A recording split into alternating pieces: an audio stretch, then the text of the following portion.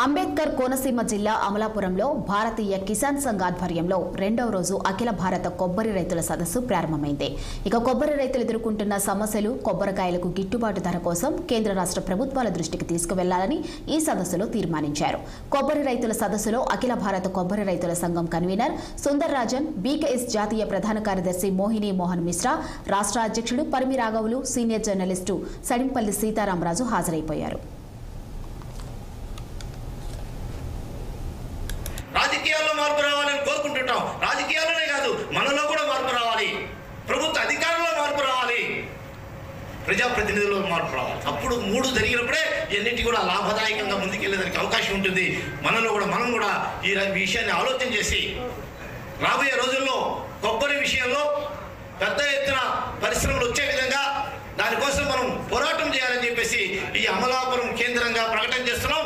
దేశవ్యాప్తంగా కూడా మొట్టమొదటిసారిగా మన మోహిని మోహన్ మిశ్రా గారు చెప్పారు. ఏం చెప్పారంటే 8 రాష్ట్రాలు అయితే కోకోనట్ రాష్ట్రాలు ఉన్నాయో 8 రాష్ట్రాల వాళ్ళు మళ్ళీ ఒకసారి కూర్చుంటారు. అందరూ కలిసి ప్రధానమంత్రి దగ్గరికి వెళ్ళి ప్రధానమంత్రి గారి దగ్గర ఈ విషయాన్ని మన ఇయర్ని కోకోనట్ ఇయర్ ఒకే వేదికగా ఉండి ఒక సంఘాలుగా ఏర్పడి మనం ప్రభుత్వం మీద ఒత్తిడి తీసుకొచ్చి మనందరం కూడా బాగుండటం కోసం ఎప్పుడైనా సరే, ఏ ప్రభుత్వం అయినా సరే, రైతు బాగుంటేనే ఆ దేశం ముందుకెళ్తుంది. మన కరోనా సమయంలో కూడా దేశం అంతా ఆగిపోయింది, విమానాలు ఆగిపోయినాయి, పరిశ్రమలు ఆగిపోయినాయి, కానీ ఏ రైతు ఆగిపోలేదు. ప్రతి రైతు చేలోకి వెళ్ళాడు. జీడిపిలో 3% వృద్ధిని సాధించాం. ఇది రైతుల యొక్క ఘనత. కాబట్టి మన అందరం కూడా మన శక్తిని తక్కువ అంచనా వేయొద్దు. కాబట్టి మన అందరం కలవకుండా అనేక రకాలైన ప్రయత్నాలు సమాజంలో జరుగుతున్నాయి. కాబట్టి వాటిలన్నిటి మీద జాగ్రత్త వహించి మనందరం ఖచ్చితంగా కలవాలి. కొబ్బరి తాడు తయారు చేసుకుని వాళ్ళు అమ్ముకోవడం చూశాను. కొంతమందితో మాట్లాడాను. వాళ్ళు రోజుకి 7,000 నుంచి 10,000 వరకు సంపాదించుకుంటున్నారని కూడా చెప్పారు.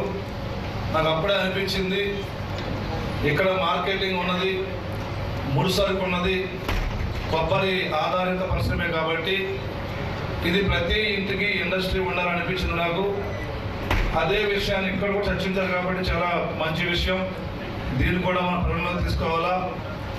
ఇవన్నీ జరగాలి అంటే మన జిల్లా కేంద్రంలో కోకోనట్ బోర్డు ఉండాలి.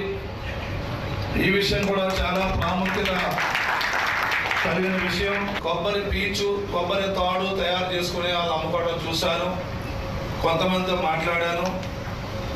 వాళ్ళు రోజుకి 7,000